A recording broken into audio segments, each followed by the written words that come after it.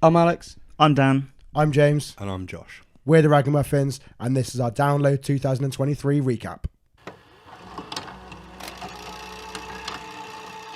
So, another year of Download Festival. Much happened. Amazing bands. Dusty air.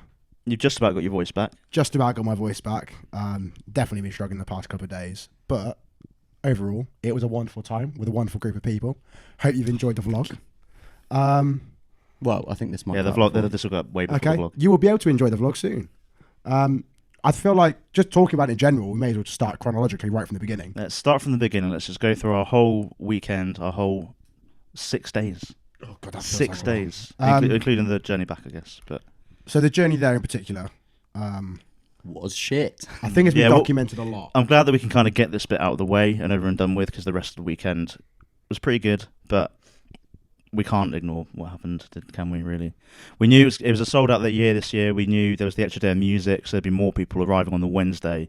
So we thought, let's leave a few hours earlier. So we left at maybe about 7:30 we were on the road for. We'd normally be on the road at like 10 or 11, I think. So we thought, yeah, that'll be plenty of time. We were all in good spirits. We rendezvoused at the services before we got there, joined the dual carriageway and convoy, and then we stopped. And we didn't really move for a few hours, did we? No, it just felt like a complete standstill. You could tell people just getting arsey with each other. People were trying to cut in lanes. It was pretty dangerous, wasn't it? Yeah, it did feel quite worrying at times because where people started double laning to try and kind of get into one of the turnoffs in particular, there were vans still trying to go past, or lorries trying to go past. And there were moments where it was looking really, really risky, and like people could seriously, could have got hurt. And made the whole situation even worse than it was anyway. But when you're risking people's health and livelihood like that, mostly I guess due to the organisation and them shutting off the west car park apparently early. I think that was the main issue here. Was previous years where we've gone, if you're travelling from the south, you go to the south or the west car park. If you're travelling from the north, you go to the north or the east car park. But this year, anyone that was eco or quiet camping only were apparently going into west, even after we'd been told we would be able to park in west as general. But anyone that was general camping, wherever they were travelling from, was being directed to the north car park instead, which obviously just meant the majority of people that were travelling on that day were all funneling into one single track entrance to get into a car park, which I guess was the cause of the issue, really. How long were we collectively in the car for, do you reckon? We were in the car from the services until we parked. I think we were probably in the car for about 12 hours. And we drove like 2 hours to even get to that services in the first place? Yeah, 2 hours to the services, and then it should have been, I think, from the services to the car park, it should have been about an hour, maybe an hour and a half comfortably, and it was fucking stupid. Well, it wasn't that long for everyone.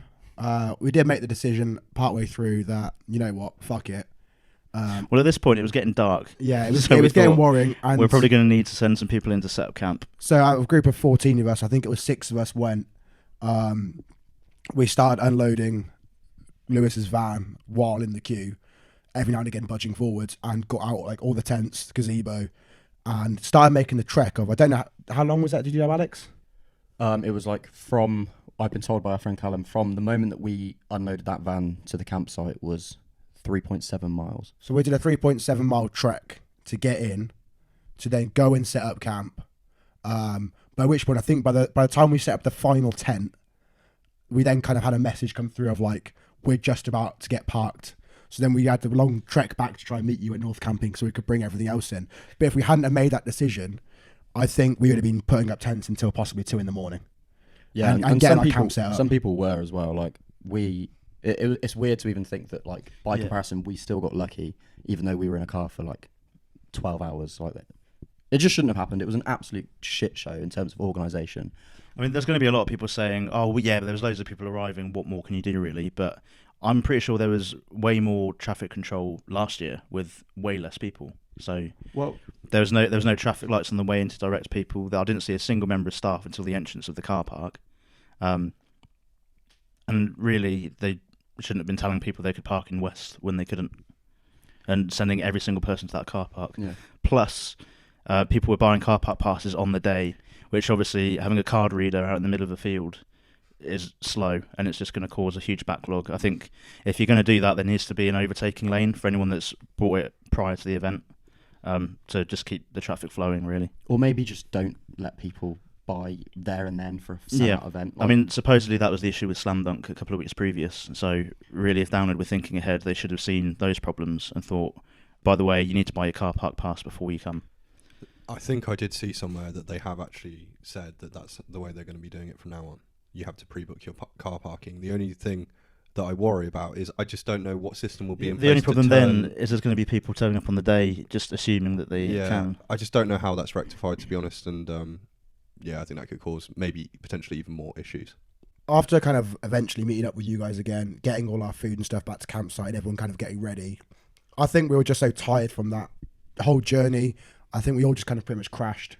I think the main disappointing thing for me was not only was it an exhausting day, but it's a day where usually we're in on the Wednesday and we've got a camp set up by lunchtime, and then we've got the whole of the rest of the day to like chill out at camp, to go and have a wander around, see what's going on in the village. Have a party. But we essentially lost that whole day and then had no energy to go out to the doghouse, which is something we love. And I think with the structure of it being 4 days this year, it did have a major impact on us as a group, in particular in the festival experience. Because it also meant we didn't have the whole of the following day to do what I've just mentioned as well. We were straight into there, like Wednesday, I'll need to go to bed, we're exhausted and a bit pissed off.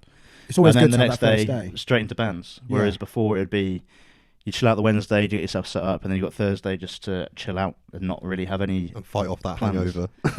Yeah, exactly. Because I think had we not had to go straight into bands on the Thursday, I think if we had just had that day of doing nothing but chilling and drinking, then we would have been in a lot better moods, and like exhaustion-wise, we would have been able to like I think last a bit longer. Because by the end of the weekend, we were definitely, I think, all feeling it. But we're lagging. I don't know. Do you guys think, in retrospect, would you have wanted to go on the Tuesday so that there was still 2 days of early entry, Tuesday and Wednesday? No. I feel like the amount of days is perfect, and knowing that they're going to go back to the 3-day model next year is a blessing in disguise, because I think having that to go back to and having the 2 days of kind of fun partying with the full 5 days, but having 4 days of music this year, I would imagine everyone would have pretty much bought like the whole 5-day camping, because you may as well go there for the extra day beforehand.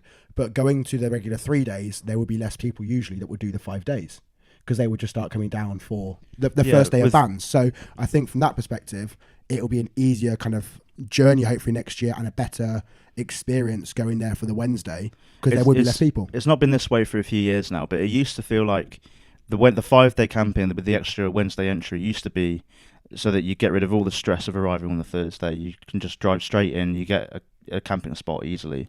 Whereas now it feels like you have no option but to buy that extra ticket. I feel like the Wednesday tickets should kind of have a cap on them so that you at least feel not necessarily exclusive, but you've raised that stress that you normally have on the Thursday. There should be a point to going for early entry. Yeah. Whereas you're kind of given no option. Like if you don't buy that early entry ticket, you're going to struggle to find a space. So we then woke up, and it was Thursday, and first day of music. And to be honest, I'd already forgotten about the day before. Clean slate. I was already excited and ready to go, drink in hand. Positive mental attitude gets you a long way. Yeah. I can't recall. Who was the first band we saw? Ginger. Oh God, it was, wasn't it? And they were fucking great. So good. Amazing. Yeah, I mean, I think we were all like really excited for it, and just delivered in spades. It was a perfect first band for the whole weekend. Really set the tone. Heavy as fuck. They sounded brilliant. They really did. I really can't fault that performance at all.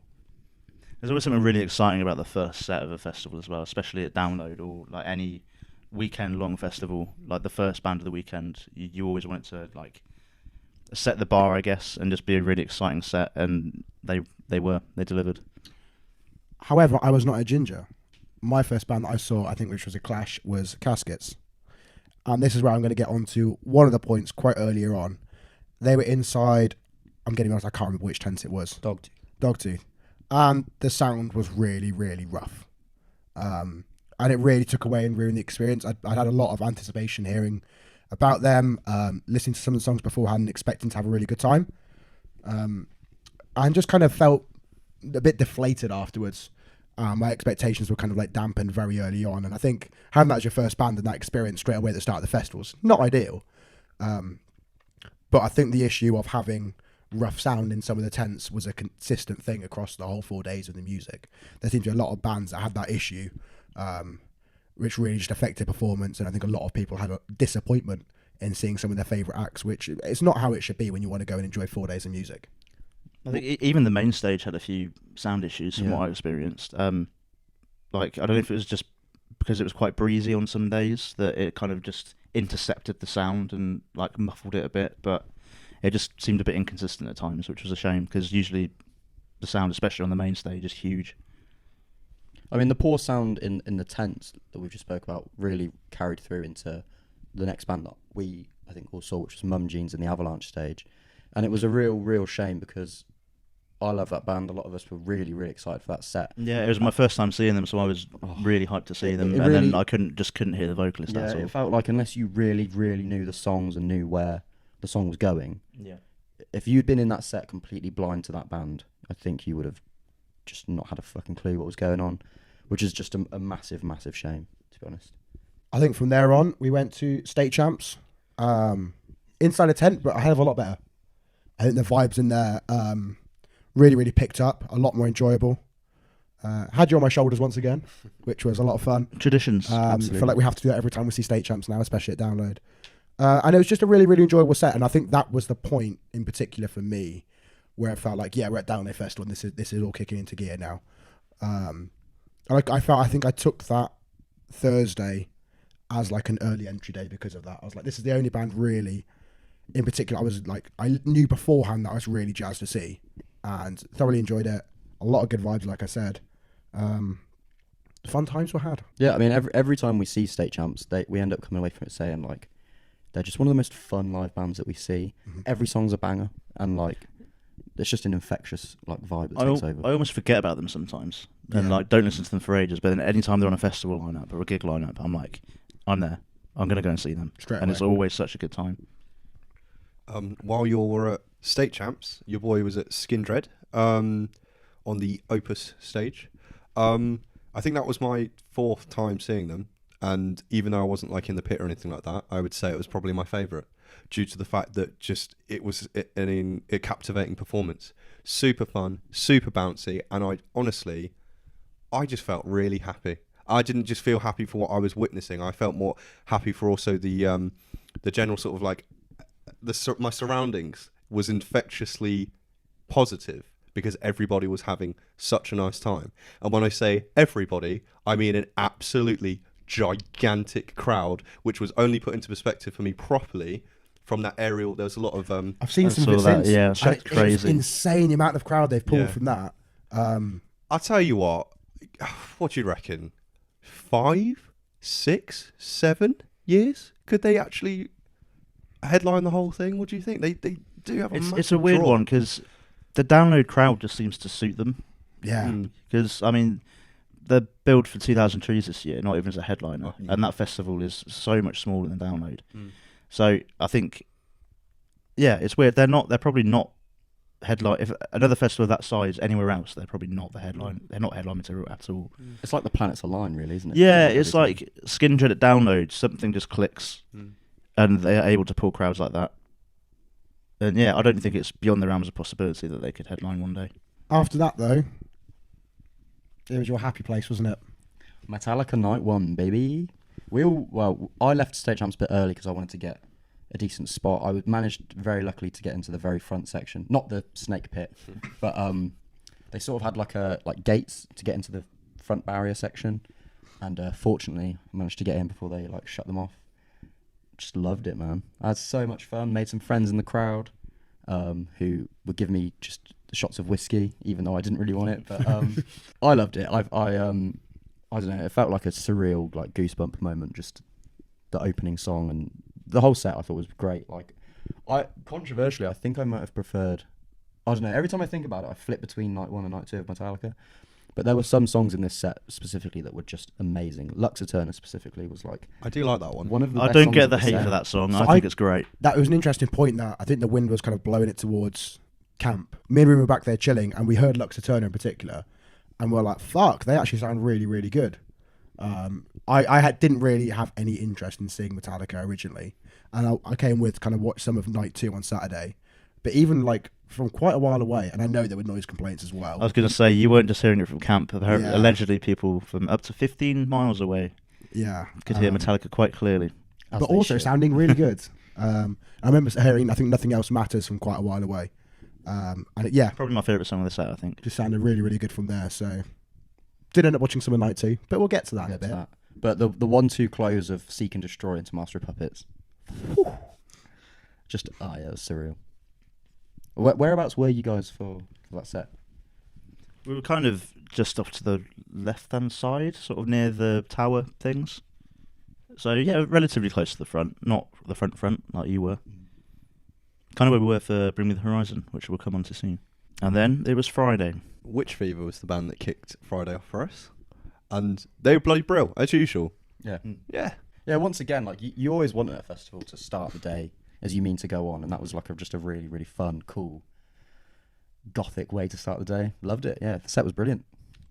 Opened with "I Saw You Dancing," Yeah, and we were dancing all right. We were dancing. Yeah, it's made me even more excited for their set at Trees because I think that's going to be a bit more intimate and maybe a bit rowdier. Okay. But no, they were brilliant. They were really, really good. And from there, we then chilled out until Pupil Slicer came on next on the Dogtooth stage. Yeah, this was a weird one because we were really, really excited for this set, and I'm intrigued about this band because I don't know a whole lot about them, but it was another example of like the sound really taking the wind out of the sails, just because, my enjoyment of that set was just completely tarnished by, I don't know, the intern was doing the sound apparently. I think It's almost like, you know, when you're a kid and you're at the supermarket with your mum and you get to the checkout and she's like, "Oh, just go and get one more thing. I'll be right back." And then you get to the front of the checkout and it's like, I don't know what I'm doing here. I don't even know my ABCs.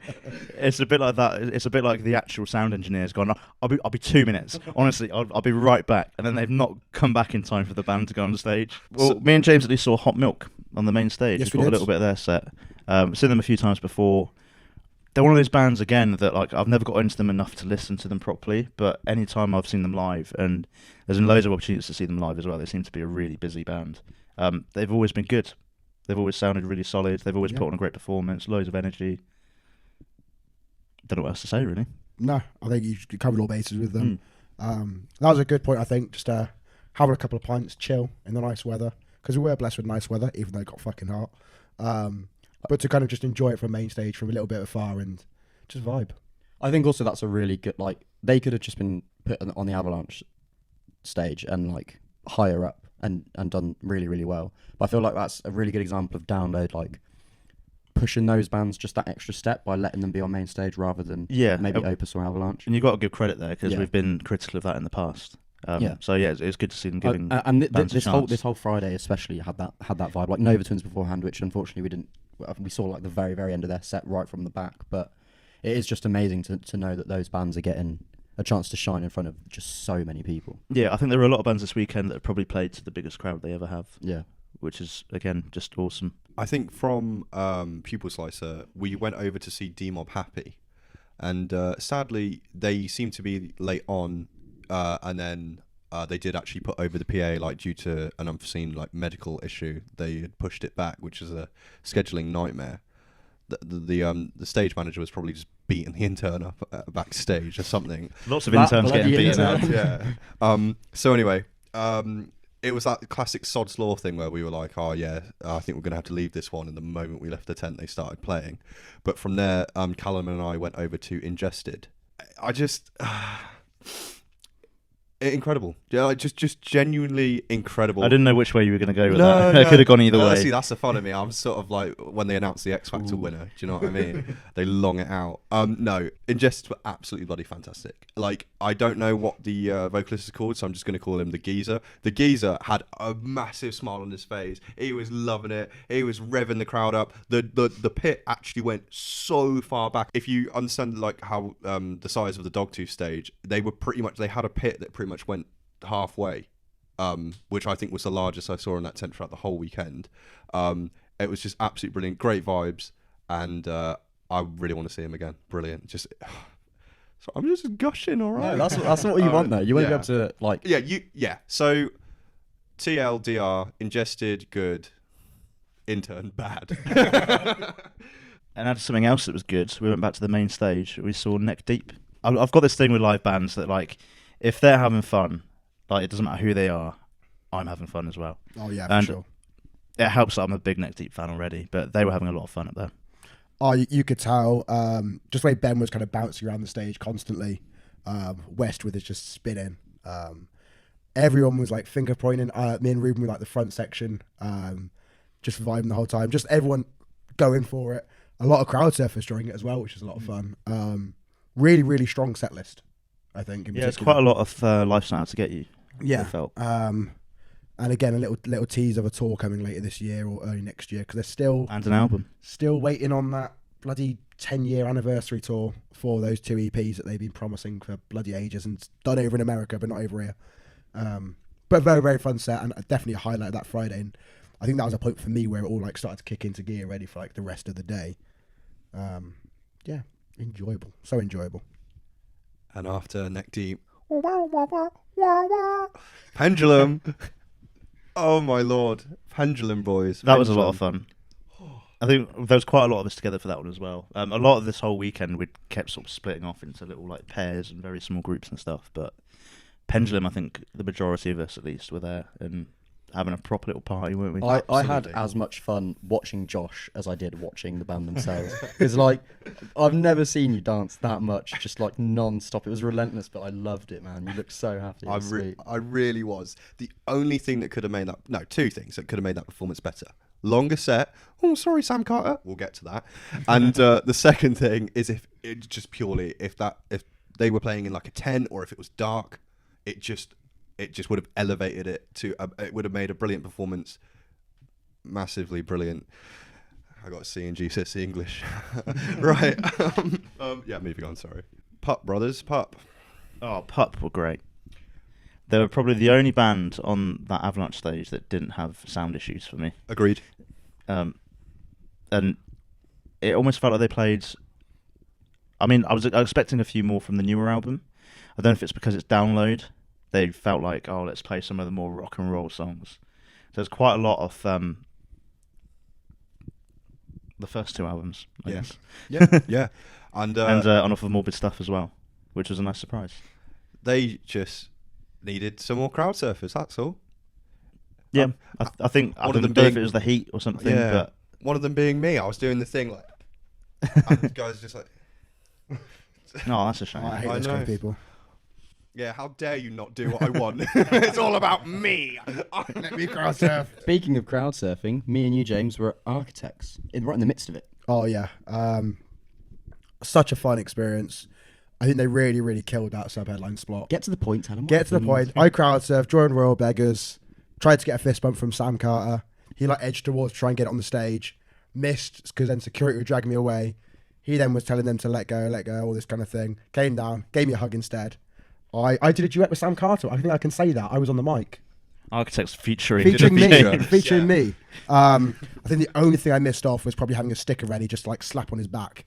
Well, you missed you missed the right notes as well. But. I know. My vocals need work. Well, something I found funny about that was like he was saying "let go" to the security guard, but also those are the lyrics of the song. Yeah, very convenient. But yeah, like cool, just like experience. That's one that never going to really forget. Or no, I heard "Let Go" because I thought you. Everyone knows. I thought you'd mob Sam Carter and you were about to get like tased by security. To be honest, that was the other thing. From where Josh and I were, we'd just made our way from the end of Pup to go and kind of watch Architects from sort of, I guess, as far forward as we could get. But as we were approaching, they were playing Raw Beggars, and then there was just we heard the sort of commotion that let go, and then we looked up and we were like, "That's James." Jaw hit the floor, literally. Well, that was what's crazy. Is we were in the pit, and me, Ruben, and Tyler boosted James up, sent him on his way, and like we were pretty far back, so he had quite a long way to travel. So like it was probably about a good solid minute later into the song where we were all just still like moshing and dancing, and we all just went, "What the fuck?" Sorry, I also love the terminology of sent him on his way because I feel it's like making him a little pack lunch, like tapping him on the head, like have a good day. Like, sorry, on your way now. Wave the napkin, cheerio. He's got all his belongings in a little bag on the end of a stick. Yeah, his little bindle. Right. So Architects are sub-headliners. What's the verdict? I think they they fucking killed it. I thought they were good. I mean, we only caught kind of the final third of the set, I guess. So I only saw them play sort of some relatively newer stuff. So I don't know what the set list was like. Did they play much older bits? Or was The opened oldest with song Nihilist. was Nihilist. Okay. Which they opened with, which was really, That's really cool. sick. I think it was a perfect pairing for them to be before Bring Me, because I mean that fan base is, pretty much exactly the same. So like, and I think Sam was making the point as well of Architects and Bring Me have toured together like so many Yeah. times and worked together for ages. So Synergies there. it's almost like they're kind of both climbing up the ladder together. do we think Architects are future Download headliners after that set? No. Not from that set. No, I think again it's with a lot of prospective Download headliners. There may be one big album and like a big break away, but like it needs to be like a really impressive kind of extra, not just even an extra step, an extra leap. I think that's fair enough. So after Architects, who took to the stage? Well, but who took it to the stage was a band that we unquestionably knew were ready to headline Download. Mm-hmm. It was whether everyone else believed they were ready, but I think they proved a lot of people wrong. Bring Me the Horizon. Nailed it. And what a set it was. I think it was the best headline set of headliner, the weekend, and maybe the best headline set I've seen at Download myself. I've only how many downloads have you been to? I've only been 4 times, but 4 out of 20. the ones I've seen, that was my favourite one. It's definitely up there for me. I was the only one that was like in the pit section. Apart from you came and joined in later on, Alex, and I found you right at the end. But especially in there, the crowd in that front section, absolutely feral. Feral savages. The pits were phenomenal. Some of the best pits of the weekend that I was in, for sure. There were some of the pits were really shit, which I'll get onto soon as well, which I'm ready to call out. You are a pit connoisseur. I am at this point, but no, the Bring Me one was fucking insane. Heavy songs like Dear Diary, like that absolutely fucking went off. The amount of people like belting along to Shadow Moses was insane. Ollie, I think, really worked the crowd quite well. I'm sorry, I'm laughing at that genuinely because it's just like, he commanded the crowd quite well. Come on, you little shits! Fucking tampon back, yo, pussy holes. Fucking new metal royalties right there, A.B. Lee. Come on, you little fucking shit! Do we want to say anything else about Bring Me the Horizon? Yeah, their production was fucking insane. Just in general, going from bit to bit. I thought it was interesting that they had almost a storyline going through. And that makes me intrigued to hear next gen and how that maybe crosses through from post-human survival horror. But just in general, the production was insane. The pyro was phenomenal. Especially, I don't know how it was for you guys, and I imagine it was still warm. The ones on top of the staging that they had. Yeah, we could still feel the them. 2 times they went off were fucking boiling. I thought the ones that went like around the side of the stage were really cool. Oh, like, yeah. Almost like a ring of fire. They were amazing. They put the other headliners to shame, really, in terms of production. Yeah, I mean, and it felt like effort, I think, as well. felt like Metallica and Slipknot, they can just turn up, do a job, and go home. Whereas this Bring Me set, it felt like they knew they had a point to prove, and they really fucking proved it. Maybe not immediately after this next post-human comes out, but maybe, because they've said they're doing 4, maybe after 3, maybe even at the end of 4. But I fully expect it in the next few years. We talk about that like repeat revolving door of headliners the Download has. I think Bring Me the Horizon are just they're joining that room now. Yeah, they're in there, and I hope that because Download, I guess, knew a little bit maybe they were taking a risk, even though we thought it would pay off, that they can now see that, okay, cool, who's the next new band we can bring in, and this can start a little bit of a trend going forwards. And I mean, we talked about the lineup on that day being almost like they're trying to introduce some new bands and kind of give them that little chance to like play on a bigger stage, play higher up the lineup than they might normally have done. Off the back of this, proving that Bring Me was successful. Whoever they get next, I don't know. I think I know, but I will. I'll come to that. We'll hold that later. What we probably didn't expect about Bring Me the Horizon's appearance at Download Festival was that they did an immersive experience that had its pros and certainly had its cons. And I do not want to give Download goers who went this year PTSD, but where can I get some good fish and chips? By the Avalanche stage, they had the Church of Genexis pop-up ritual experience, which none of us went to. None of us went to. Apparently, people were sworn to secrecy after they came out. However, well, they didn't keep it secret because I've heard that yeah. you got like an exclusive like pendant necklace thing and t-shirt. And the opportunity to buy some exclusive merch. I think it's a very cool thing. I like, sort of in theory. I think the execution for some people was a bit off. Like there was the person that I spoke to said they queued all day on Friday, didn't get in. But like they like queued for like 2 hours and didn't get in because it's shut. Maybe this is controversial, but why would you do that? Yeah. You're at a music festival. You look at the queue and you think you've paid good money to be there. Why do you want to go to a little gimmicky marketing? It's the same as like instead of go and see loads of Yeah, it bands. sounds like the tattoo thing. It's like, why is Yeah. that a good use of your time? Careful now. I couldn't possibly fathom getting like a download dog or something tattooed on me either. What's its name? Does it have a name? Just down. Dave. Good luck editing this, Alex. Yeah. So after that Brimley set, I think we had our first, I guess, proper night at the doghouse. That's our Whitney accent coming through. The Don't remember a lot of it. doghouse is the place to be. It's a magical The place. doghouse at Download is one of my favourite places on earth. It's just so much fun. How You do can we have a silly feel time. about the setting of it this year? I actually, when I first saw it and we first heard that the doghouse was in a tent again, I was excited. But actually, I think it was a bit of a vibe killer compared to last year being. I don't know if it's with it being in the tent. I think it was just with how many people were there. I think it was just so busy that you couldn't move around as freely as you could before. Maybe that's the tent being restrictive. I don't know, but obviously, where we naturally entered from sort of the south side of the doghouse, we kind of walk in and you're straight into a crowd and you're kind of stuck at the back. Whereas at nights later on, we kind of moved around to a different entrance and got a bit closer to the stage and stuff. But if you just go in the first point you see, you're kind of just stuck in your own little zone, I guess. Which made it hard. There was loads of people that we wanted to like go and hang out with, like drop the lineup. Maybe I don't know if Festpod were about Dilcam. We wanted to go and like find them and hang out with them, but it was difficult to do anything really. But again, I think that's just down to the sheer amount of people that were there. But we still had a really good time. Yeah. Saturday, I think me and Ruben were the first ones down. We went to go and catch the end of Polaris, which was very sick. And I think we're like, oh, okay, sick. When they tour again next over here, definitely want to catch them. But then it was pretty much the main band of the day for me, Straight from the Path. And it was just fucking incredible. This was when the heat and the dust really got to me. But I fought my way through it because that pit was feral. They put on an incredible set. I remember like speaking to the rest of the group afterwards and they were like, oh my God, Craig's an incredible drummer and put on such a phenomenal performance with that. For me, straight up, it was just the highlight of my Saturday. While you were there, I saw Fever 333. They were on the main stage.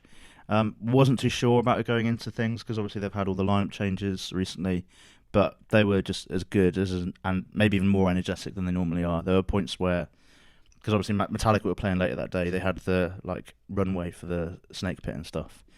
Jason was just like doing laps of it like constantly, like it was like an Olympic running track or something, leaping off of things. Loads of pyro as well. The new members as well were like using the runway as well, like loads of crowd interaction. It was just a lot of fun. A disappointingly small crowd. I mean, it looks like a big crowd in photos, but we went to the very front bit and it was really, really spacious. There wasn't really much going on in the crowd itself, but in terms of the actual performance, can't fault it really. Well, as we've seen, potentially that small-ish crowd could be due to the scheduling clashes of Straight from the Path and Fever 333. I think it They could messed well up. be. I think it that might was a be silly a clash. pure mess up. Yeah, I don't think we should dive in more. I think it is maybe just a little oops. If you had one following the other, you would have had an incredible experience there. And I think Thing is, it doesn't matter to download because they've got people in there anboy. Yeah. People are going to be in the arena somewhere. That's all that matters to them. But yeah, I would have liked to have seen both because I think they're fairly similar bands. They both like write sort of politically driven songs. Both like very inspired by Rage Against the Machine, quite clearly. So yeah, some tough choices to make for a few people on that day, I think. So then, I have been meaning to see Municipal Waste for so many years now. Like really, I have. And did I go see them? No. Now the reason why I didn't go see Municipal Waste is because it was just too bloody hot. And I chose to stay in the Avalanche stage, and we caught Lake Malice, like the whole of the Lake Malice set. Who, well, actually, that's a bit of a white lie because we were like lying down on the floor, but we could. But no, the thing is, what I heard from that performance, fantastic. The vocalist she, stated that this is the largest audience we've ever had or something. Thank you so much. I was like, fucking A, like you've done really well here. This sounds banging. And I was also just wondering, I've been mulling around in my head, like, in the comments, tell us, what counts as seeing a band? Stick with me a minute, right? We heard the whole set. We didn't visually look at the thing, right? Did we technically see them? When you're shuffling around at a festival, I saw like a song of Def Leppard in 2019. Do I say to people, I've seen Def Leppard? What does it take for you to say, yes, I have seen that band? 10 seconds? That's half a set? That's a really interesting question. Honestly, tell us in the comments because I've been wondering, and I bet you there's loads of different answers. me and Ruben went to, I think it was the beer tent, and we just kind of like found some shade, and we were just even stood in there, just kind of like chill. And I think we caught a little bit of Motionless in White and Main Stage, and they pulled in a fantastic crowd. And thought, fuck it, we need to get some shade in the tent. And we went to go see Black Gold. For him, he was like, it's a little bit of me. And I think were you there as well? Look, any band that starts their set with like a wicka wicka wah wah with a bloody turntable, I'm an absolute sucker for. They were so fucking good. Fair play to them in that heat with the masks, the outfits they had on. I love the like tracksuit. Mate, they were bounded across the stage, and they put so much energy into that performance. Really, I think bands sometimes feel they've got a point to prove as well when they're a more small up and coming bands. But they were just fucking incredible. I think so much energy in that performance. And really, it's come away from me being like, I've heard of them, and now I need to come away and listen to them. Yeah. It really like changed my perspective completely. I think I saw they'd won some heavy music awards this year, or in the past year in particular, of like best new band or best breakthrough band or up and coming or something like that. And very, very impressed by them. They're supporting Skindred. Sorry, Josh. They're supporting Skindred on Skindred's headline tour, which is a really, really great pairing, I think. Me and Ruben looked at each other and we were like, shall we go? So we're going to discuss it. So I sadly had to peel myself away from that Black Gold set because I wanted to go see Carcass, who, just like metal as fuck. Like, there's not really much more I can say. What I will say is that as a bassist, when the singer is also the bassist, the respect, the beaming pride I have in my head of someone who took the time to actually hone that skill, I always find so impressive. So this was another case of me having to leave a set early because I wanted to get in a good spot for Clutch. Clutch killed it in regards to the tech issues that they were having, which is one that you don't quite expect, where they were having BBC News play through all of their in-ears while they were using a stand-in bassist, the bassist from Fu Manchu. Not really ideal. To them, How does that happen? I think it was honestly just like a channel. Connected to the radio. Across the channel, yeah, genuinely. And ironically, I would have loved if they said something about like, download festival goers are causing a bit of mayhem on the roads. And they're just there like, dude. I love that. I was like, at first I was like, that doesn't sound anything like, oh dear. Fuck. Oh man. Okay. I mean, they still smashed it, but you could kind of see from their sort of like general demeanor that they were really not happy, and I reckon they probably would have left the stage feeling like they just delivered a pile of shit to the audience. But no, it was perfect. I really enjoyed it. I just wish I would have had maybe like a 2-pinter of beer at that point. But as we found, and I don't know if you guys found as well, that it was a bit tough to day drink. They're not just due to the £7 pints, etc. It was more like you kind of needed every bit of hydration you could fathom. Anyway, band-wise, while you were at Clutch, we were seeing Casey. Yes. And I think they were mostly very good. They were mostly very good. I think when you're a big fan of a band like that and you're just like immersed in the moment, it's difficult to kind of see all the issues they're having. But speaking to a couple of our friends afterwards, they did apparently have a few technical issues, which we seem to be talking a lot about technical issues. But I'm feeling that. Yeah. You kind of can't ignore them at this point. Even I felt, as a fan of Casey, I felt like the technical issues were sort of overshadowing the performance a little bit, which is a real shame because they sounded fantastic when we saw them at the start of the year in Bristol. I left that set a little bit just early a bit of a shame. I just felt like you said it was mainly the vocals. Yeah, vocals in particular. While inside the tent, for me, it didn't just come across right. It didn't sound okay. Just a little bit more overpowering in the mix, to be honest. But then what was interesting was once kind of getting outside of the tent and having a little bit of distance away, they sounded really good. So I don't know if that's just something they need to sort out with their interns inside the tent, and just making sure they know how to do the mix correctly for in there. But it was disappointing, and I'm looking forward to seeing them at Trees and kind of hopefully having a better experience because that show in January was really, really fucking good. So I think it was then for me Alexis on Fire, who were absolutely fantastic. Crowd was really into it. I had some people around me who honestly I was like, oh my goodness, you are shredding your voice. There is no coming back from that. But I mean, if you want to get into it that much, then you do you. And I feel that was another one of those things where the wind. I was actually pretty close to the stage, and I feel like the wind was carrying that sound so badly, which is a real shame. But it is just one of those things. They were great. I don't really have much more to say. And the next one was Disturbed. No, it wasn't. While you were there, I saw 3 Days Grace, a bit of an impulsive one. Realised they've actually got a hell of a lot of bangers. And yeah, they were really fun. It was only a very short set, but I think I knew every song, which I didn't expect to. And they were actually pretty good, I thought. So then Disturbed. So, okay, this is probably my fault. I was really far back for Disturbed, technically in the equivalent of like the nosebleeds. And I just kind of sat down, my feet were hurting, and then people started to like sort of like frown at me from above. I was thinking, well, get off your high horse. You know, look at you and your ivory tower. Because they're on a horse. No, it was actually because for some reason the ice cream van queue started to just cut through me, and I'm just sitting there, and the ice cream van queue was just. So that was what that was about, and so I was kind of embarrassed from that. So to save my embarrassment, I just walked into the Avalanche tent, Dogtooth stage, sorry, and to my absolute surprise, who was standing there in all their glory, ugly, grotesque glory? Gua. Oh my god. So I've looked at this and it seems like they were moved there, literally. So that's why it was such a shock. And I was very aware that the new metal legends Disturbed were performing to an absolutely gigantic audience, which I should have been a part of.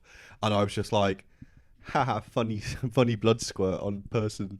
You know, but no, no, in all seriousness, they actually surprised me with how good their sort of catchy choruses are. Fantastic performance. Visually, it looked amazing. I was standing, I could sort of see them doing the costume changes on the left-hand side of the stage as well. So that was like kind of an interesting aspect to the performance. I find stuff like that interesting. And I was literally just like, holy shit, man. Am I about to become like a Gua like fan and shit? And I think the answer is yes. Yes. Yeah. I'm really jealous of you because I kind of wanted to see it for theatrics and just to kind of take it all in because after like seeing videos online of what they're like. But I did make the decision to end up staying at Disturbed. I felt like it was all right. Mm-hmm. I was also quite far back for it. I mean, I shredded the guitar solo Stricken like I was still on Guitar Hero 3. Absolutely nailed it on hard mode. So that was cool. Down with the Sickness, can't lie, that was cool. Sound of Silence was amazing, to be fair, when they brought Dan Donegan out with the piano. They had strings, they had the timpani out, and that felt like a really big moment. But it did feel like it was a lot of people just kind of standing and watching the set. Maybe just because of that fact of like new metal legends Disturbed. It's not quite the same as like the upbeat atmosphere there was like for Korn last year in particular. That felt like people were going like mad for it in the pits. I remember that being very, very active. This felt like a lot of people just standing and watching. I can now say that I've seen Disturbed. However, didn't enjoy it maybe as much as I thought I would. Okay. You mentioned the crowd standing around. I think there's a bit of a theme of that across the whole weekend. I think a lot of the pits didn't have that same sort of energy, or at least some of the smaller bands where you'd normally get a pit just because people are enjoying something heavy. They didn't really open up as much as it maybe would have done normally. I don't know if it was because of the sheer heat and just how much energy it sapped out of people, but they felt like across a lot of sets across the weekend there could have been a bit more energy in the crowd, but who knows, why not? Totally valid. And yeah, I mean, the year before I think pitted to the majority of people. I saw like crowd surf and everything. This time round, I think I went into a mosh pit for the equivalent of probably like 6 minutes, and I think it's probably down to exactly what you're saying. I was just tired and hot. I'm tired and heat. I'm tired and heat. All right. Next was Monuments. Now, Monuments was I've been aware of them for absolutely years. Sort of in the days where I sort of like discovered like Tesseract and sort of went through the sort of gent stuff. And I just want to say this guy's like, holy shit. It was one of those performances that you're watching, you're standing there, eyes glued, and you're like, this could potentially become like my favourite band. I just got to let it sink in, let it slither in, you know, and it's my favourite band. And I was like, well, this is gnarly as fuck, and I love it. And I wish everybody else was here too. Because I think on paper we'd all love it as well. And even if maybe it wasn't quite your music, I think you could probably really appreciate and sort of like find it essentially awe-inspiring. Their vocalist transitions between these fantastic cleans and then his unclean screams as well, was just, and the way he could seamlessly transition between the two at such a high caliber was genuinely. I could watch that all day, to be honest. And I wish I wouldn't have had to peel myself away from it. But Coheed and Cambria. This is one you were very excited for, wasn't it? And that excitement was truly just. So, I started bombing it from Monuments, and then I realised that I'd sort of ran towards Placebo and was like, great, I do love you guys. Wrong stage. See you later. I just picture you like running past with your thumbs up, like I'm enjoying this, guys. I got somewhere to be. you know when you're walking in the wrong direction and you realise, phone up. Oh, I need to do so. Dan, it's funny because I didn't get my phone out. I got my Clash Finder out. I did exactly that. Just unfolded the piece of paper like a big map and was like, oh. No. So I got to the Coheed and Cambria tent, and did I get in? No. Because it was absolutely rammed. Shouldn't have gone through to the wrong bloody stage, should you? Well, that'll learn me. So, yeah. And it was, the thing is, like, what I couldn't believe, and for some reason, I've just been absolutely transfixed on the fact that I find the lead vocals a little bit niche and quite unique, and so therefore I just assumed that loads of other people would just not be into it, and I was just, and I'm happy to say, really, really wrong, because it was completely full, and the people even on the outside, like myself, were like finger pointing, going mad. Everyone, there's a lot of lyrics. It's very progressive, and like everybody was shouting in the back. It was just brilliant. And I want to say as well, I think it was the best sounding mix I heard on the non-main stage, and I wasn't even like directly standing in an optimum spot. That really says something. Genuinely, I just check them out. And yeah, with Coheed and Cambria as well, like it clashed with Creeper, who I would say are absolutely up there in my favourite bands, and I don't have any remorse or regret for missing Creeper to see Coheed. Silch. I went to see Creeper in your absence. Thank you, Danny boy. What do you think? They were good. They played a new song as well. Excellent. Yeah, saw them at Slam Dunk kind of a couple of weeks previous. It was a similar sort of set, really. So yeah, it was a good time. So, Liquid Death. So, if you weren't in the queues for the water taps, and you were content with spending, £2.50 on a can of water, with the name of Liquid Death, I feel like we need to talk about this. What do you guys think about Liquid Death? The problem I had with it was that, like, yeah, it's obviously like a branding thing. It's a sponsorship thing for the festival, but it almost feels like a deliberate move to be selling water in cans. Because if you're selling it in a bottle, you buy one bottle of water, and then for the whole day, you've got that bottle of water that you can go and refill and stick in your bag for the rest of the day.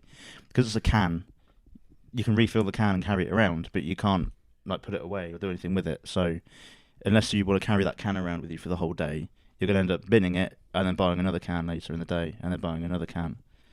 So it just, whether it's deliberate or not, I don't know, but it felt like it would have been a clever way for them to exploit that extra bit of money out of people. Mm-hmm.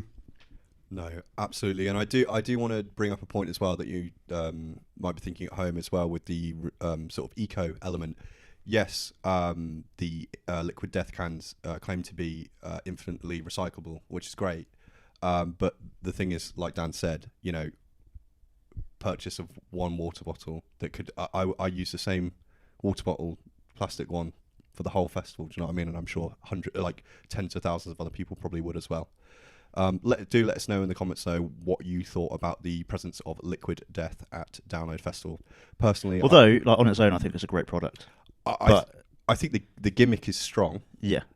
But the execution of it at the festival I wasn't as keen on. Yeah.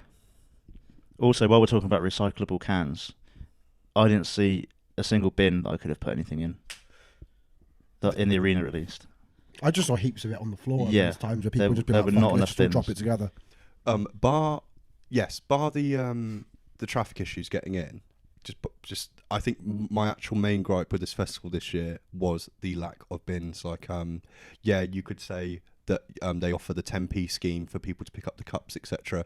And I was quite pleased to see that I did see some people in high vis actually sorting through piles of rubbish to get the correct recycling, which is what I really love to see. Mm-hmm. But no, there wasn't enough bins, and that's genuine feedback, and I will be probably putting that in the form, and then I'll probably be going down to the salon and getting my Karen haircut in place. So to conclude the evening, Metallica, night number 2. First time I saw them, and if I'm honest, I was just bitterly disappointed and not impressed. I know there's the whole thing of what Lars is like as a drummer. I know I didn't stay for the whole set, probably maybe 7 or 8 songs. But it was just sloppy. Fills were in and out of time. There are points, I think, where you were saying like he'd finish it and then not know where to go. Yeah, and he'll just like come in and out of the bars, like nothing's on time with it. And there's one point where like Hetfield went behind him to try and help him keep time. I think there's one of Kurt Hammett's solos also that I think he flubbed a little bit, which I heard it and I was a bit like, oh shit. And yeah, it just very underwhelmed. Although they weren't perfect, I still enjoyed the second set as much as I enjoyed the first one. What I saw of it anyway, because the only reason I left early really was because I just wanted to sort of get down the doghouse really. I think Get at a that few point extra you drinks. might have had a blue slushy as well. I did have a blue slushy. Yeah, blue That's slushy. what it was. That was why. Silly Dan was about to come Yeah, out. that's what it He was. turned his cap to the side. Yeah. Metallica night 2 for you. You went back down to the front again, didn't you? I did go back down to the front. However, I had to leave after the first few songs because I needed a wee, and then I couldn't get back in because it was full. But overall, night 2 was a very conflicting one for me because on paper the set list I think was significantly stronger, but it was a combination of like, yeah, I moved a bit further back. I was significantly more exhausted on night 2 than I was for night 1. I think Lars was sloppier on night 2. It's a weird one because he's simultaneously one of the best and one of the worst drummers in the world. It's perplexing sometimes to listen to him play because it's like, hang on, that's either the most genius fill I've ever heard or this man does not know a thing. But I mean, I dipped in the middle of the set, but they reeled me all the way back in towards the end, and like the closing 20 minutes, 25 minutes was nothing short of perfect for me. So overall, I loved it, and the fact that we saw them, or the fact that I can say I saw them twice in a weekend, is worth its weight in gold to me. So I came away happy. I still think that Bring Me did sort of blow them out of the water. And I understand sort of like maybe wanting a little bit more in terms of production and showmanship. It did feel like they were just sort of doing their thing. Yeah. They were just sort of there. It was just another show. Yeah, but you know, whatever. It's fucking Metallica. And also, I Enter Sandman. I mean, like modern heavy music as we know it just wouldn't be the same without that song. And I had like a real goosebump moment when that was playing. I've just thought all the bands that have come after and all the bands that have been influenced, like, and it's because of these 4 minutes of music, and that to me was a really like overwhelming emotion that I felt. So I loved it. I think it had its flaws. I can appreciate that. I think we then had a lovely night out in the doghouse. We'll have a great night out. You'll see highlights of it in the vlog. Met a few people, which was quite cool. We met quite a few very nice people over the course of the weekend. It was really lovely to, even just if it was a passing, hey, it's the Ragamuffins. It was really, really nice. So yeah, thank you to anyone that kind of came and said hello. Or Much just sort of appreciated. gave us a little nod or a fist bump, whatever. It was very, very lovely. And then, the final day of music. Final day. And How I did we went to see see those? one of the bands. They're a very small band, but one of the bands I was most excited to see this weekend, Beauty School. I introduced you guys to them, well, all three of you to them actually as well. What did you think? I thought really good, and basically, at first I was a little bit like 3 guitarists, as in like. Yeah, 3 guitarists in a pop punk band. I It's a was bit like, like, well, what are they going to do? Really? And then that was quickly quashed very quickly. And I am an absolute sucker for like widdly math rock shit, which they leave it in. And I was like, fuck yes. And you'll be pleased to know that I've absolutely sort of like had a little bit of a binge session listening to them post download already, which is really cool. And it was so fitting because Alex and I got a pizza for the pop punk show. Hey. And all we just needed to do was just leave our hometown for good. And we would have completed pop punk. To be honest, actually, while we were waiting for said pizza, we caught a bit of Bloodywood on the main stage, who, for a band that played at midday in the searing heat, had a gigantic audience Massive, and sounded bloody fantastic. and they're getting a lot Bloody of hype. good, you could say. Get the Ayo. fuck out. It was really heartwarming to see that, like, it was the last day of the festival. The heat was ridiculous, and still so many people made that effort to get up early, get down there, and support that band, and really, really show up for them. And yeah, it's a testament to what this community's like. People just love this music so much that That's the thing about Download. It's like I feel different to how I feel maybe when I'm just walking around in the general public. When I'm at Download, it feels you kind of this might sound a bit cringe, but I just feel seen. Like not seen as in like with a fringe sort of Like amongst your people, I guess, in a yeah, way. genuinely I just feel like it's comfortable and Yeah. everybody's I kind think- of in the same Yeah, boat. especially for us living in quite a small rural town, you don't really see many alternative kind of people around. So when you're in almost like a mecca, like Download is, where everyone is kind of similar or looks a bit like you, wears band merch like you do, it's kind of comforting to be like, Yeah. oh yeah, there's loads of people like us around. But it's also like it's nice because it's like metalheads, bloody lovely. Yeah, always. We're great folk. Don't let your old nan tell you otherwise.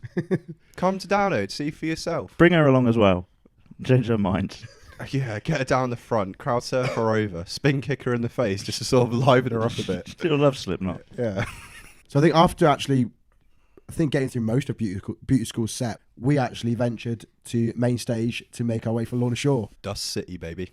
Oh my god.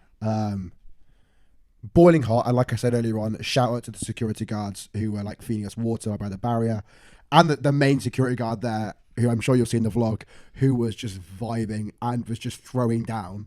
Man, they were incredible. Was that the same one that had asked everyone in the crowd what the band were like? Yeah, so I think beforehand? he spoke to Lewis in particular and was just saying, oh, okay, what they like, and he kind of gave him a brief rundown. And then maybe like 2 songs on, this guy's like proper going for it. He was like army tanking to the double bass drum, just sort of like vibing on his own, and I was just like, mate, fucking Legend. get it, I love you. But they sounded great live, I think. I really enjoyed their performance. The pits looked pretty good from the front section. We were kind of like fairly close to it, but like people were active during it. Will sounded fantastic live. I thought the drums were a little high in the mix. Would have liked to hear the guitars a little more, but very much came away from that being like, yeah, fuck, there's a lot of hype around this band, and I felt the set lived up to it. Yeah. Alex and I saw the first few songs of this set from sort of maybe like halfway up the hill, and we were just about to set off to go and see the next band we wanted to see, but then they started playing To the Hellfire, which we were surprised at how early in the set they played it. We thought that was like a guaranteed finisher, but yeah, we stuck around and saw that as well. Very and welcoming. It was impressive, to be fair. Can say you've heard those pig noises in real life. Yep. And they were fucking good. Right. Who did people see? Well, who did you go off to then? We went to see Graphic Nature. What I saw of it was really good. We all seemed to have issues with our eyes on the Sunday for some reason. Because my eye, I don't know if it was just full of dust or like my final assumption was that I'd sweated sun cream into it and it just closed shut and was streaming. So I was just stood there watching Graphic Nature like behind my sunglasses with just one eye like this. But what I saw and heard, they were really fucking good. I fucking loved it. I got right down the front and I was You like, got a set list? got a set list, got a Hey. set list. As per. Set list, please. No, I was up at the front, finger pointing, moshing, banging my little head, and just loved it. Yeah, that set felt like a really massive first step to take, where it was like, oh shit, there's a lot of people here, and the reception was amazing. Like the crowd again for the heat and the time of day was proper rowdy. And they were clashing with Lorna Shore as Yeah. well, which is tough for them. And I really don't think they could have done any better than what they did. They were fantastic. But I think after that, we all managed to make our way together to go and see Anti-Affliction. And we let the ocean take us. Absolutely. Take a drink for every water reference you was- get throughout the set. But That I was, would have I been was a really good way to stay hydrated. yeah, that really would have been. Yeah, water references. More water, please. I think by this point, Because that was baking hot. I could at hear that my point. skin sizzling, I think. It's like There was they a- brought the Australian weather with them. There was a guy sat in a camping chair like in the area while we were waiting, and I moved to try and sit in the shadow of the camping chair just to get a bit of shade. Oh yeah, there's another complaint I have about the festival this weekend. There was not enough shade Oh god no. because it's all well and good. Like the only shade really that was accessible was either the taproom bar or the 2 tents, Yeah. and there wasn't enough room in the tents to Oh god no. shelter everyone that was there or wanting shelter. It's great for the bands that were playing on their stages Yeah. though. Yeah. 'cause Yeah, they yeah. played to some huge crowds. But yeah, some more Shelter would have been nice. Amity Affliction were great. I really enjoyed them. They sounded a lot heavier in person than, or at least the new song sounded a lot heavier in person than they do on record. Very enjoyable set. I enjoyed it a lot. Sounded great. I mean, It felt very short though. it did feel quite short, yeah. I think it was only a half an hour slot. I think we're used to seeing them. We've seen them quite a few times at gigs as sub-headliners, and they'll get a fair amount of time on that. But I do think for that short amount of time they were there, it's always a good thing, leave them wanting more. Love the little pyro. That was fantastic. Yeah. To me, this was like my last hurrah of adrenaline, because like, people that don't know, You had the eye thing after I did, didn't I've you? said on the podcast a bunch of times about how much I love the Amity Affliction, especially during like my teenage years. They were one of those bands that I really sort of like clung to for dear life. And so it was like, seeing that set to me was just like a bit of a dream come true. I really, really love that band. And unfortunately after that is where, the dust, the sweating, the sun cream, the sweat, the hay fever, The eyes. everything, my eyes, basically just sort of ruined the rest of my afternoon, because I just couldn't. My left eye was I just cried essentially for about 7 hours. Yeah, my eye was still streaming at this point as well. It had been a good like hour and a half to 2 hours by this point, and I was genuinely like questioning whether I was going to be fit to drive home the following day. It was like, not to sound like we're just complaining constantly, but it was pretty bad. It was rough, yeah. And again, it's no one's fault. Like, there's nothing the festival could have done to kind of sort that out. It was just, apart from having the medical tent providing eye washes, which apparently they weren't. They had a sign literally outside saying, "We will not do eye washes." If there's a technical reason as to why, I guess the eye is a very, very delicate, sensitive thing. So maybe, I don't know, if someone could clarify why, then I'd be fine with that. But I was literally like, I basically had to have you lot waterboard me with water into my eyes so that I could like wash it out, because I was just fucked. And did it work? It worked for like about half an hour. Yeah, the thing, we it soothes it for a bit, but then it just like comes coming back. in waves. Like, I would be sat there thinking, this is never going to end. I'm going to start crying. Right then. And then it would clear up, and I'd be like, it's over. But no. Right, so next year, in the download shop, Goggles. Optrex. Yeah. We'll bring our own. Optrex, sponsor us. Or else. Please. I remember I was having the same issues, and I remember, I don't even remember what actually band it was. We went to go and see, I think, on Dogtooth, Soul Glow. I literally lay there. I genuinely think I fell asleep You did. because I was like, my eyes felt like they needed rest, and I think for about an hour I kind of napped. So after the Soul Glow Snooze Fest, where did we all go? I, after waking up very quickly, realised I had 2 minutes to go meet Ruben at our meeting point to go and watch I Prevail. And this is where I touched on a point I made earlier. It was probably the most disappointing pit, if there even was one, that I've seen the whole of the 4 days we were there. Songs that we saw back in March, back at Ovo Arena, that went off. It just felt like people were there, I think, just not really giving a fuck. And like, we were trying to start some bits, and there were a few others that were trying to start it. Maybe it just boils down to how exhausted everyone was. It might do, we've but just spoken about how we fell asleep to Soul Glow. And I agree to some extent, but then seeing like the circle pits that were going on for Lorna Shore, seeing how like feral we still went for Slipknot. If you like a band, you're still going to go for them. And I think like people, especially in the front pits of like the main stage, I pretty much would safely say any band that I saw there were mosh pits happening. And like just the crowd experience of the people that were in that front area for I Prevail was just bitterly disappointing. And I know me and Ruben, like, were speaking about it afterwards, we came away from that set feeling quite let down by it. Like sonically, they sounded really, really good live. But that crowd experience nullified some of that and made it a bit more of a disappointing experience than I guess we both hoped for. But yeah, they were good. Where were you boys at then?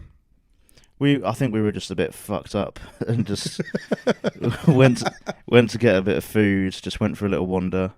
That little wander just ended with a lie down as well. We didn't wander anywhere. It was literally like one patch of comfy grass to another. It was like a snoozing tour of the arena. Let's go and see if the grass is greener. Yeah. Is it? It's still like just a shade of brown. Yeah. It's mostly dust and soil. But it'll do. We'll lay down here and wash our eyes again.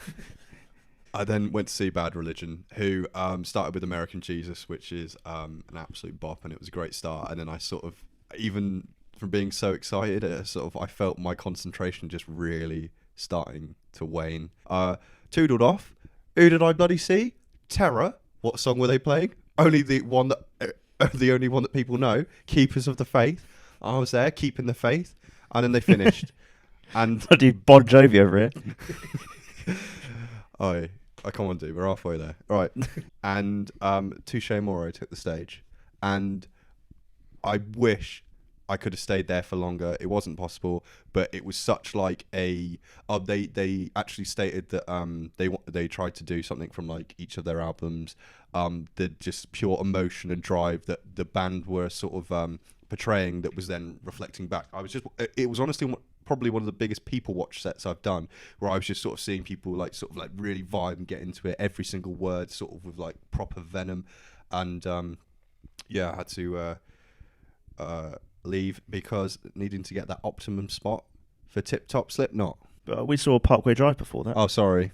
There's people talking about them being a potential headliner. Like, for me, like going into this set, even though they're such a prominent and like well-loved metalcore band, I don't really know a single song by them. But watching this set, I really, really enjoyed it, and I can see why people are tipping them to be a future headliner, because I thought they were just great. They put on a great show, especially when Winston dived into the pit and was still on top of the crowd and had them like just circle pitting around him like a roundabout. I thought it was really, really cool, and I'm going to try and get into them a bit more now, I think.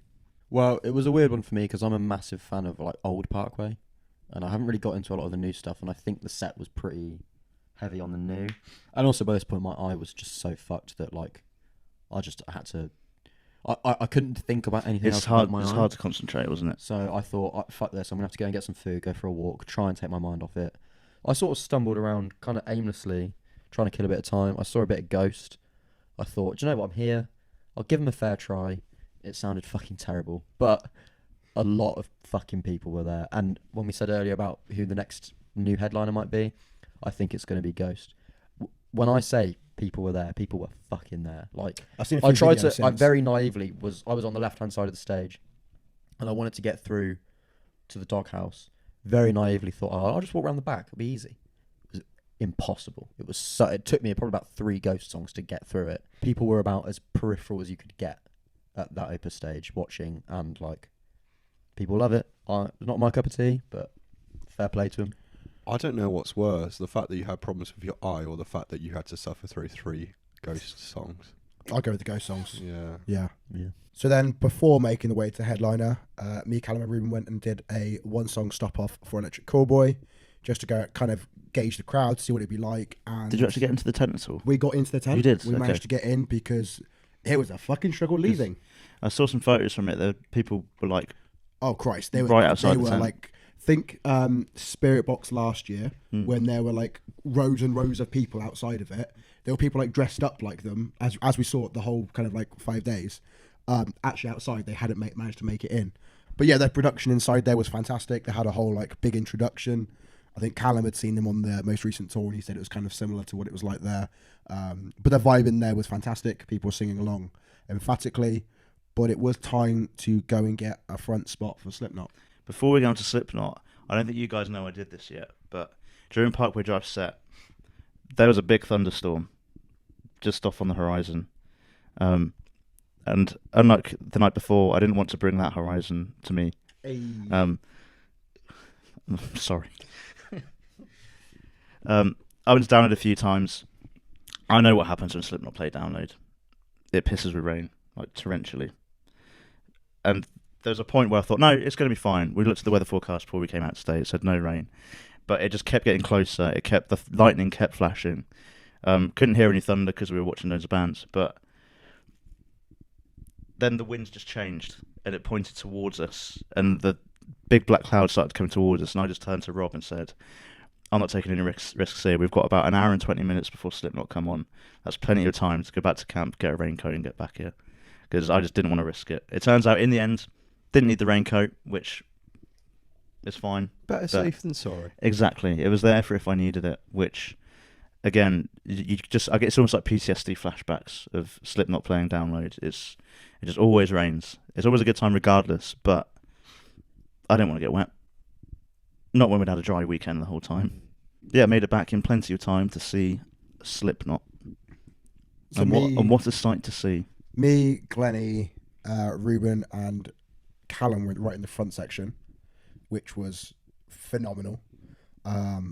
Again, some of the best mosh pits that I'd had over download were probably in that knot pit. Everyone was going ballistic. They were opening up as well. I feel like I need to talk to you in particular, Alex, about this set list. Oh, fucking hell. The set list was fantastic. I remember This is the first time I've seen them play Snuff. the first time in a while, but like first of all, like just starting from the intro, hearing Prelude 3.0, leading straight into Blister Exists, getting that subliminal verses kind of vibe immediately, which they haven't played Blister Exists in bloody ages. And I don't think I've seen that live before. And then you're getting songs like Liberate, Purity, which is Purity one of my was favourite fucking songs. incredible. Snuff coming out of nowhere. Left Behind hasn't been on the set for quite a while. You're getting like songs coming out of nowhere that they were making a joke of it while we were waiting for it, and I was like, okay, they've been playing this song on recent set lists, and then it came out of it straight away with Blister Exists. We were kind of still together a little by that point, and I was like, guys, ignore everything I said. They're changing the whole set list. This is anything and everything can go, and fucking hell, it made that experience for me as a massive Not fan so special. I think I teared up a little bit during Snuff because I was like, fuck, I never thought I would see this song live, and made it an incredible experience with that set list. Yeah, it's bang tidy. Like, did they play Surfacing? Yep. And they played my favourite, Wait and Bleed. Yeah. That's all the boy could ask for. No Before I Forget was the interesting one. That was the main Yeah. one that was dropped off. I legitimately, like, when Purity started, I thought it was like a fever dream. I looked around and I was like, Is this happening? No, no, Especially after the day you'd had. yeah, I had such a rough day. And then that started and I was like, is this real? Why is no one else reacting? Because I can't believe this is real. I remember like seeing you and Em in particular like afterwards, and I was just like, I had so much energy still after that show, just like adrenaline rushing No through, voice, jumping though. up and down. My voice was absolutely fucked. This is me recovered at the minute. It's like a squeaky toy.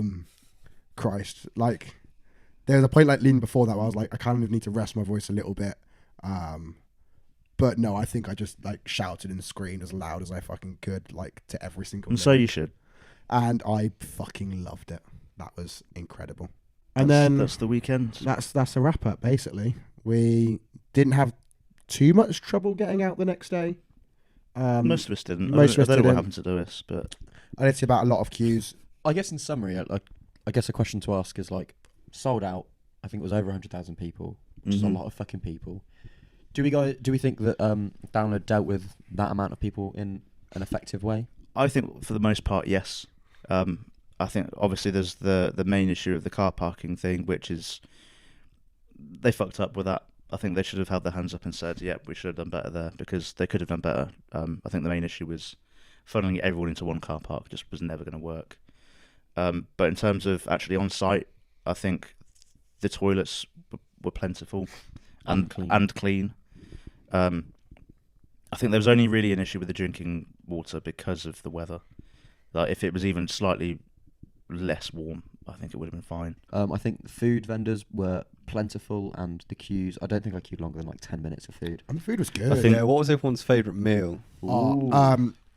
There was one day when it got some paella, and it was bloody gorgeous, like a chorizo one, and fucking hell, so good. They were two different stands, but my best and worst food was from one of like the Greek like gyros like stands. Yeah. Had one on the first day, lovely, and then on Sunday when my eye was in a state, I thought I need some food to pick me up. I want a halloumi gyros. It was just fucking as shit, and that ruined my mood more.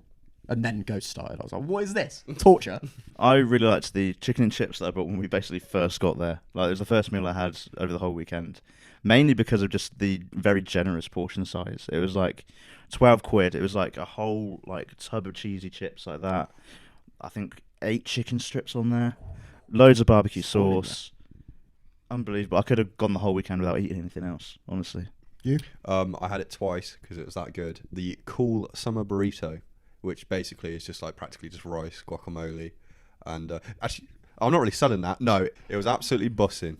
The final question I have is best headliner and best non-headliner band from the weekend. Well, best headliners Bring Me the Horizon. Absolutely. I just can't believe this because on paper it's not correct, but in practice it is. It was Bring Me the Horizon, and I'm saying that as an absolute diehard Slipknot fan, you know. James is struggling. I think I'll have to say that Bring Me set was fucking incredible. They knocked it out of the park, production wise. Ollie with the crowd, songs. They were fucking headliners and they deserved it. Sounds like a 4 out of 4 for Bring Me the Horizon. 3.5. Oh, A half and half. I got half and half. I can't not. Can't do that. Best non-headliner for me, Coheed and Cambria. I really enjoyed Pup. It's a weird one. I've seen them so many times and seen them fairly recently as well, so I wasn't that excited to see them going into the weekend, but it's Pup. I've got to go along anyway, and I ended up finding myself just screaming every single lyric, finger pointing all the time, and it was just a really good time, and I think they put in a really, really good performance. And the best one on the Avalanche stage as well, which most years is my favourite stage that I spend the whole time at, so for that to be not the only good set on that stage, but The golden one. the golden one. It was the one. For me, it's Stray. I don't know what's going on with them lately, but it feels like they're just They hit their stride. perfect. Yeah, like the run of momentum they've been on ever since Euthanasia's come out has been just absolutely astounding to see. Every time I see them live, they're just perfect, and that set was just it was dynamite. I think I'm gonna have to agree with you with it. I think that Stray set was just so much fun. I think followed closely by the Architect set, but that Stray one in particular, I think that Stray set was something phenomenal. A question I've just come up with is if there's something you guys would change about this year going into next year, what would it be? And I guess like this opens it up for us to all choose something different, because there's some obvious ones. Yeah, the obvious one is obviously the car issue and a parking issue, but I'm going to just avoid that one because that's a boring answer. I'll tell you what's a one for me is I would like the Doghouse and the Side Splitter to have been closer.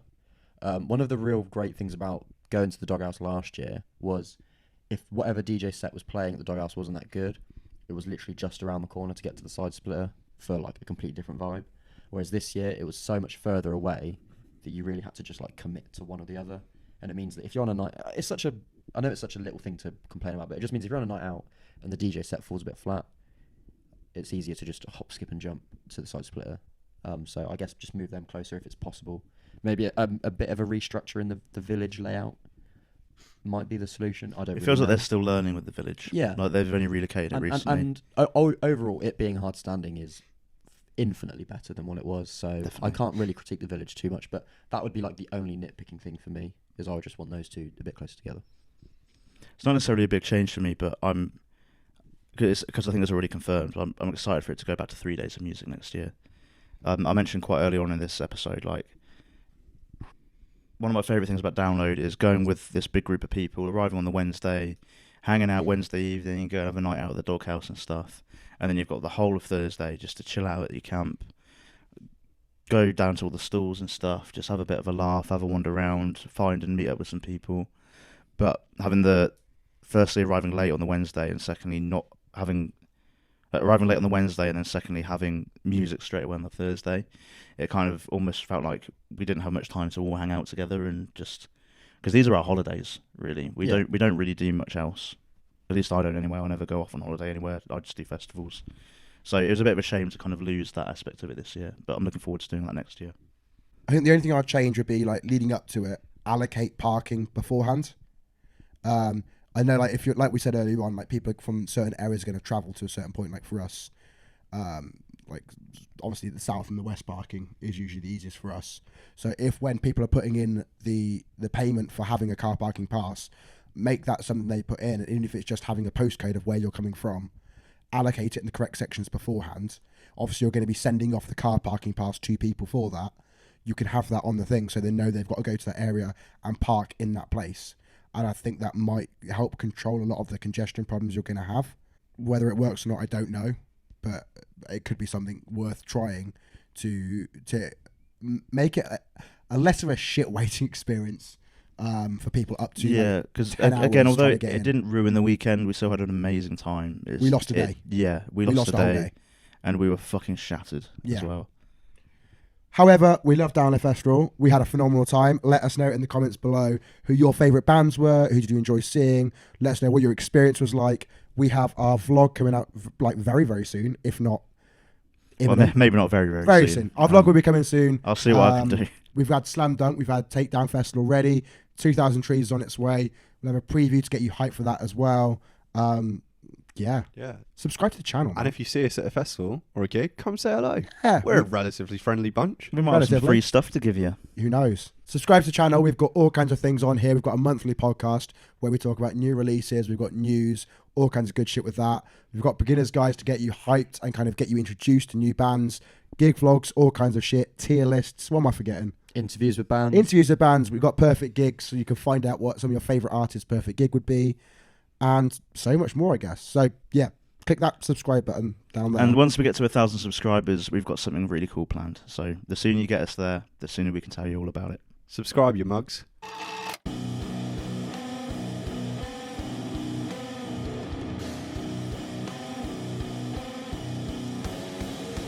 God, I'm hungry. I could really do with some fish and chips.